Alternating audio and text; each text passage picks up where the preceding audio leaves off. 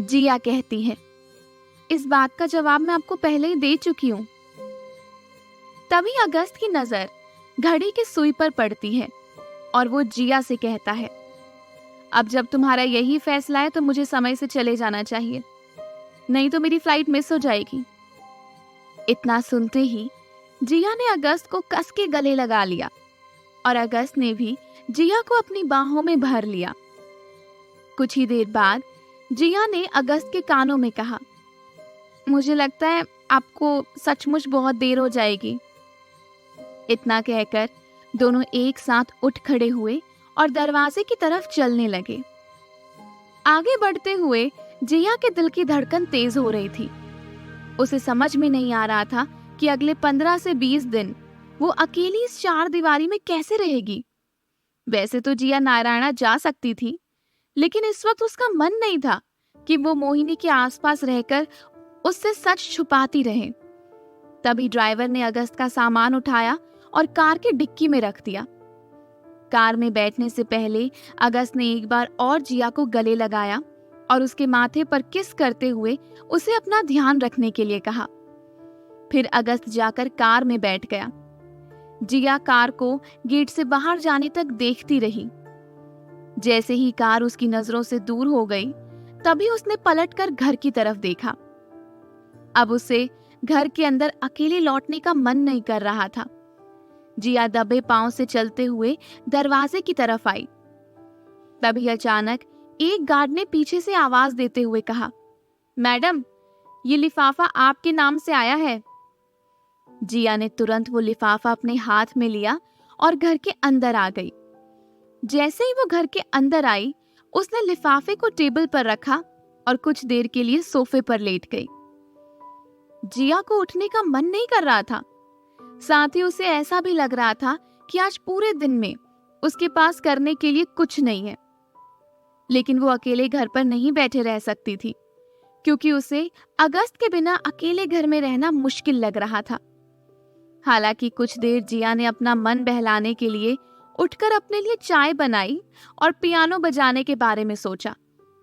Piano बजाते समय जिया को याद आया कि उसने मिसेस नायडू को प्रॉमिस किया था कि वो उनके घर पर जाएगी, लेकिन जिया अपना प्रॉमिस पूरा नहीं कर पाई। आज उसके पास काफी समय था और वो मिसेस नायडू को मिलने जा सकती थी। तभी जिया ने अपना फोन उठाया और मिसेस नायडू को फोन लगाया। दूसरी तरफ देहरादून प्रोजेक्ट के लिए सिलेक्ट किए गए सभी एम्प्लॉइज एयरपोर्ट पहुंच गए थे, लेकिन रोशनी लेट हो गई। सुबह सुबह का समय होने के कारण रोशनी की नींद नहीं खुली, इसलिए उसे आने में समय लग गया। तब तक सब लोगों ने चेक इन कर लिया था। हालांकि फ्लाइट टेक ऑफ करने में 45 मिनट्स थे। तभी रोशनी भी एयरपोर्ट पहुंची और उसने एयरपोर्ट कर्मचारियों से झगड़ा करके अपना बोर्डिंग पास करवाया और चेक इन करके सीधा अंदर चली गई। तब तक बाकी लोग फ्लाइट में बैठ चुके थे। क्योंकि रोशनी सबसे लास्ट आई थी और उसकी सीट फ्रंट रो में थी, इसलिए किसी की भी नजर रोशनी पर नहीं पड़ी। दूसरी तरफ माया जिया से पहले से मिलने की कोशिश कर रही थी, लेकिन वो मिल नहीं पाई। तभी वो जिया को मैसेज टाइप करते हुए लिखती है, जिया, कल दिन भर मैंने तुम्हारा फोन ट्राई किया, लेकिन तुम्हारा फोन स्विच ऑफ आ रहा था। आज मैं देहरादून के लिए निकल गई हूँ और शायद 1 महीने बाद ही लौटूंगी। जिया को जानकर खुशी हुई कि अगस्त की टीम में माया का सिलेक्शन किया गया है। तभी जिया कहती है, मुझे माफ करना, कल का पूरा दिन मैं अगस्त के साथ बाहर थी, इसलिए मेरा फोन स्विच्ड ऑफ था। लेकिन कोई बात नहीं, अच्छा हुआ कि तुम अगस्त के साथ उसके प्रोजेक्ट में शामिल हुई हो। इससे पहले कि माया जिया का जवाब देने के लिए दूसरा मैसेज टाइप करती, तभी एयर होस्टेस आकर उसे रोकते हुए कहती है, मैडम माफ कीजिए, लेकिन आपको अपना फोन स्विच ऑफ या फ्लाइट मोड पर डालना पड़ेगा। एयर होस्टेस की बात सुनते ही माया ने तुरंत अपना फोन एयरप्लेन मोड में डाल दिया और फिर एयर होस्टेस को सॉरी कहकर कुछ देर तक उसकी तरफ देखने लगी। माया पहली बार आज फ्लाइट में बैठी थी, इसलिए उसके लिए सब कुछ नया था। उसने अब तक फ्लाइट में सफर कर रहे लोग और एयर होस्टेस के बिहेवियर के बारे में सिर्फ सुना था। तभी माया अपने बगल में बैठी रस्तोगी एंटरप्राइजेस की दूसरी एम्प्लॉय से कहती है, मुझे माफ करना, पर मैं पहली बार फ्लाइट से सफर कर रही हूँ, इसलिए जानना चाहती हूँ क्या टेक ऑफ के वक्त उल्टियां होती हैं? उस लड़की ने माया की बात का कोई जवाब नहीं दिया। तभी विंडो की साइड में बैठी हुई पायल माया की तरफ देखती है और उससे कहती है, नहीं, ऐसा जरूरी नहीं है। वैसे सच कहूं तो ऐसा रेयर केसेस में ही होता है। इतना सुनते ही माया ने एक लंबी सांस ली और पायल को धन्यवाद कहा। पायल और माया के बीच में इससे पहले कोई बात नहीं हुई थी, इसलिए माया को लगता था कि शायद पायल बहुत खड़ूस होगी। लेकिन इस वक्त जिस तरह पायल ने उससे बात की थी, तब वो समझ गई थी कि उसके बारे में ऑफिस में जितनी भी बातें फैलाई जाती हैं, वो सब अफवाह हैं। दूसरी तरफ जिया तैयार होकर मिसेस नायडू के घर के लिए निकलती है। जैसे ही जिया घर से बाहर निकली, वैसे ही काम करने वाली बाई घर पर आई और उसने टेबल पर रखे हुए लिफाफे को देखा और उससे उठाकर बार काउंटर के पीछे वाली अलमारी में रख दिया। दूसरी तरफ उदय भी कॉलेज पहुंच गया था और वो सभी बच्चों के साथ जयपुर जाने की तैयारी कर रहा था। इसी बीच उदय को ख्याल आया कि उसने जिया को इनविटेशन भिजवाया था, उसे मिला होगा या नहीं। लेकिन उदय जिया से ये बात डायरेक्टली नहीं पूछ सकता था। तभी उसने एक स्टूडेंट को अपने साथ आगे बुलाया और उसके फोन में जिया का नंबर डायल करके देते हुए कहा, मैडम से बात करके पूछो कि उन्हें इनविटेशन कार्ड मिला या नहीं, और अगर मिल गया है तो उन्हें इनविटेशन एक्सेप्ट करने की रिक्वेस्ट करो। उदय की बात सुनते ही स्टूडेंट ने आंख दिखाते हुए उदय के हाथ से अपना फोन लिया और फिर कान में लगाकर जिया के फोन पिक करने का इंतजार किया। कुछ ही देर बाद जिया ने फोन पिक किया। उस वक्त जिया कार में बैठी मिसेस नायडू के घर की तरफ जा रही थी। अननोन नंबर देखकर जिया ने पूछा, हेलो, आप कौन बात कर रहे हैं? तभी स्टूडेंट कहता है, मैम मैं दिल्ली यूनिवर्सिटी में फाइनल ईयर का स्टूडेंट हूँ, मेरा नाम किशोर है। यूनिवर्सिटी की तरफ से एक प्रोग्राम लॉन्च किया गया है जिसमें हम नए स्टूडेंट्स के लिए पुराने स्टूडेंट्स को इनवाइट कर रहे हैं और उनके द्वारा उनके एक्सपीरियंस से सीखने और समझने का हमें मौका मिलेगा। इसलिए आपको एक इनविटेशन कार्ड भिजवाया गया था। मैं जानना चाहता हूँ कि आपको इनविटेशन मिला? स्टूडेंट की बात सुनते ही जिया इनविटेशन कार्ड के बारे में सोचने लगी। तभी उसे याद आया कि आज सुबह ही उसने गार्ड के हाथ से एक लिफाफा लिया था, लेकिन उस लिफाफे में क्या था जिया ने खोलकर नहीं देखा। इसलिए जिया किशोर की बात सुनकर कंफ्यूज हो गई और उसने किशोर से कहा, मुझे माफ करना, शायद मुझे इनविटेशन मिला था लेकिन मैं किसी और काम में उलझी हुई थी, इसलिए उसे खोलकर नहीं देख पाई। मैं जानना चाहती हूँ आपके प्रोग्राम के लिए मुझे इनविटेशन क्यों भेजा गया है? स्टूडेंट कहता है, इस बारे में तो मुझे अपने सीनियर से बात करनी पड़ेगी, मुझे बस आपसे कॉन्फर्मेशन लेने के लिए कहा गया है। जिया कहती है, क्या मैं आपके सीनियर का नाम जान सकती हूँ? इससे पहले कि किशोर उदय का नाम लेता, तभी उदय ने उसके हाथ से फोन छीनकर फोन डिस्कनेक्ट कर दिया। ये देखकर किशोर हैरान होता है और उदय से पूछता है, मुझे समझ नहीं आता आप क्या चाहते हो? इतना कहते ही किशोर ने अपनी आंखें छोटी की और गौर से उदय के चेहरे को देखने लगा।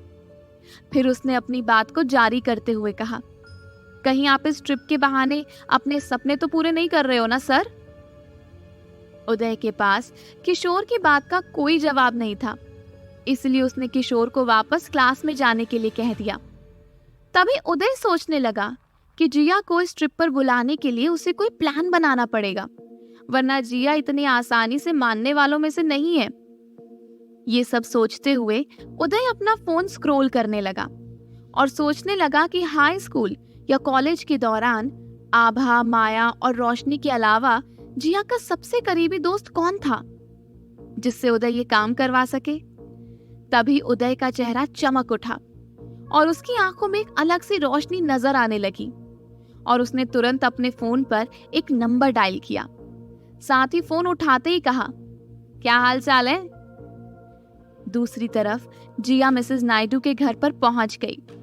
कुछ देर मिसेस नायडू के साथ बात करने के बाद जिया प्रिया के साथ पियानो बजाने लगी। शुरुआत में जिया को लग रहा था कि उसका मन यहाँ मिसेस नायडू और उनकी बेटी प्रिया के साथ लग जाएगा।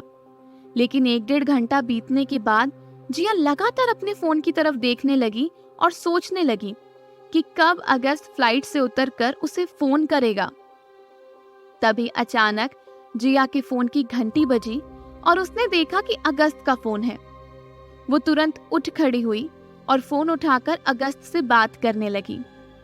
लेकिन प्रिया और मिसेस नायडू की मौजूदगी के कारण वो ज्यादा देर तक बात नहीं कर सकती थी।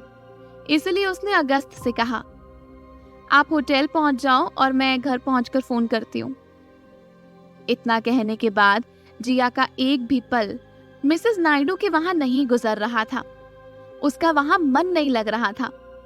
जैसे तैसे कुछ देर बाद जिया वहां से निकल आई और रास्ते में आते हुए उसने अगस्त को कांटेक्ट करने की कोशिश की। लेकिन अगस्त का फोन स्विच ऑफ आने के कारण वो अगस्त से बात नहीं कर पाई। तभी अचानक जिया ने देखा कि उसके फोन में माया का कॉल आ रहा है। जिया माया का कॉल अटेंड करती है और कहती है, तुमने तो बात भी पूरी नहीं करी और फोन स्विच ऑफ कर दिया। माया कहती है, पूरी कैसे करती? एयर हॉस्टेस मेरे पास आकर खड़ी हो गई और उसने मुझे फोन फ्लाइट मोड पर डालने के लिए कहा। मैं अभी अभी फ्लाइट से उतरी हूँ, मैंने उतरते ही तुझे फोन किया। जिया से फोन पर बात करते हुए माया जैसे ही अपना बैग उठाकर एग्जिट डोर की तरफ जाती है, तभी उसकी नजर रोशनी पर पड़ती है और वो हैरान हो जाती है। साथ ही उसकी आवाज बोलते बोलते बंद हो जाती है। तभी जिया ने कुछ देर तक माया के बोलने का इंतजार किया और जब उसे लगा कि माया की तरफ से कोई आवाज नहीं आ रही है, तभी जिया ने कहा, क्या हुआ माया, तुम जवाब क्यों नहीं दे रही हो? माया हैरानी के साथ जिया से कहती है, जिया, यहाँ आने से पहले अगस्त और तेरे बीच में कोई झगड़ा हुआ था क्या? या कुछ दिन पहले तूने अगस्त से कुछ ऐसा कहा था जो नहीं कहना चाहिए था? अगर ऐसा कुछ भी हुआ था तो मुझे बता। जिया कहती है, माया तू पागल हो गई है, यहाँ हम किस बारे में बात कर रहे हैं और तू अचानक क्या सोच रही है? ऐसा क्या हो गया जिस वजह से तुझे मेरे और अगस्त के बारे में जानने की जरूरत पड़ रही है? माया कहती है, तुझे पता है मैं तुझे बार बार मिलने के लिए क्यों बुला रही थी? क्योंकि मुझे ऐसा लग रहा था कि रोशनी और अभिलाषा जरूर कोई खिचड़ी पका रहे हैं और जल्दी उसकी वजह से हम सबको परेशानी होने वाली है। पर वो खिचड़ी क्या है ये तो मुझे नहीं पता, लेकिन मैं इतना जरूर जानती हूँ कि उन दोनों ने मिलकर कोई ना कोई प्लान जरूर बनाया है, वरना रोशनी देहरादून नहीं आती। जिया झटके से पूछती है, रोशनी देहरादून? इसका मतलब रोशनी तुम्हारे साथ ट्रिप पर गई है? माया कहती है, मुझे भी कुछ ऐसा ही शौक लगा था जब अभी अभी मैंने उसका चेहरा देखा, पर मुझे समझ नहीं आ रहा अगस्त ने उसे अपनी टीम में क्यों रखा। अगर रोशनी को यहाँ लाना था तो उससे अच्छा तो वो तुझे ही लेकर आ जाता। वैसे देखा जाए तो रोशनी को ऑफिस ज्वाइन किए अभी 1 महीना भी नहीं हुआ है, वो किसी आउटडोर ट्रिप में कैसे आ सकती है? जिया कहती है, अगस्त ने मुझे कल ही बताया था कि उसने 10 से 11 लोगों का सिलेक्शन किया है, लेकिन उसने एक बार भी नहीं कहा कि उनमें से एक रोशनी है।